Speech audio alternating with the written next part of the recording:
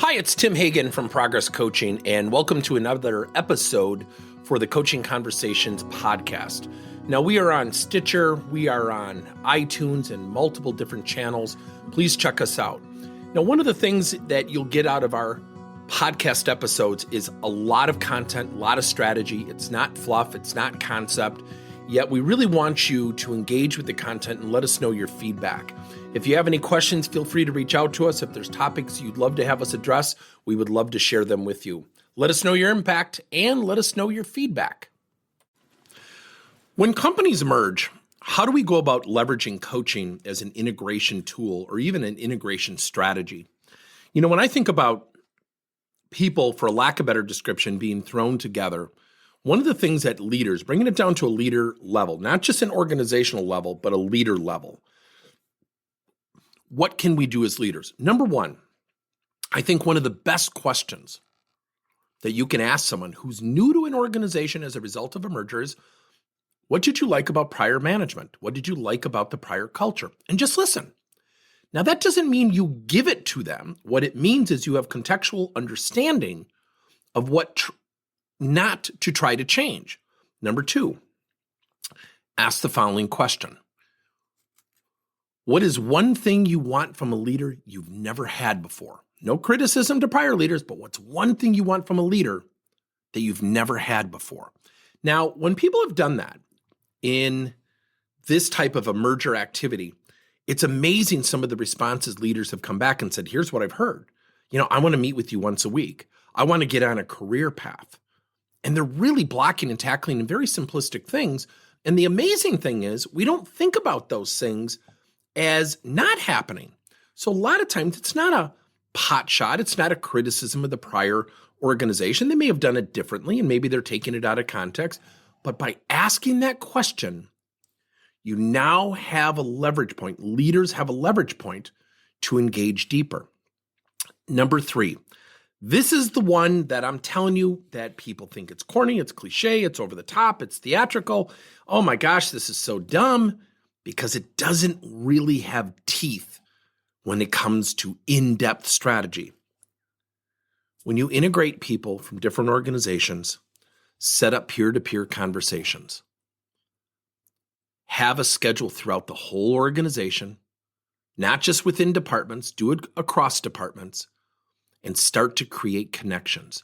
You know, and I forget where it was. It might have been Harvard Business Review. I read an article that when people join an organization, and certainly people when they're merging are joining an organization, they're being absorbed, but they're joining an organization, that within the first 72 hours, the decision-making or the thought process begins of, did I join the right place? So what happens is we tend to have emotional reactions. We hear a policy we don't like, or something the new organization does that the old organization does not do, and it's uncomfortable. The way you supplement that, the way you counter that, is by connecting people. It seems so trite. So, years ago, I was working with a credit union, which actually absorbed a bank, which is very interesting in itself. And they started to do this. And all of a sudden, when we connect with people, two things happen. As silly as it is, two things happen. We have awareness of each other, and then we have commonality. Not all the time, but most of the time we find things we have in common, whether it be kids or gardening or coaching or volleyball or baseball. And when you do that, you create a connection to the organization. It's a very thoughtful endeavor. And here's how you do it. You create a master schedule and you just rotate people. Assign them to rooms, assign them to go on a coffee break, assign them in the lunchroom or wherever you want to assign them, but give them 15 to 20 minutes. Next week, you're going to meet with John Smith. Following week, you're going to meet with Jackie Smith. And what you do is you just sit and say, well, you know, I just joined the auditing department. And the other person says, well, I'm in the marketing department. And say, oh, how long have you been here? It seems so dumb. It's not. When you connect, and my organization is very small, we're 10 people or less. We still do that today. I encourage everyone to have social conversations. Schedule time just to chat. I don't care if it's about work. See, when you have connection, When you have awareness of each other, when you have commonality with someone else, guess what happens? The connection to the organization improves. See, what we tend to do when we merge, when we tend to bring people in, we've got to onboard them. We got to train them to do the job. We got to let them know of our policies and our procedures. And those are all important things. Nobody goes home and says, honey, I had a fantastic day. The policy they threw out there was fantastic. I bet you're laughing. Versus saying, I met a really nice lady today, or I met this guy in the marketing department. And you know what? He loves to go to volleyball matches as much as we do. I think we're going to get together with he and his wife. That's a connection to the organization.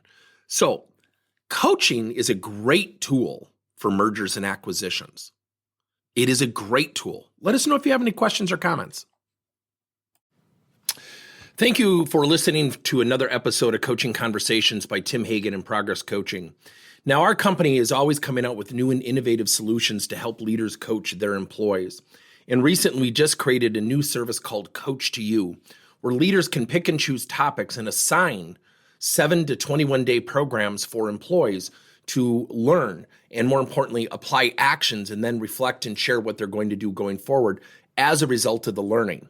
It's called Coach to You. We're literally bringing coaching to your employees. If you're intrigued, we'll have a link in each one of our episodes where you can get more information.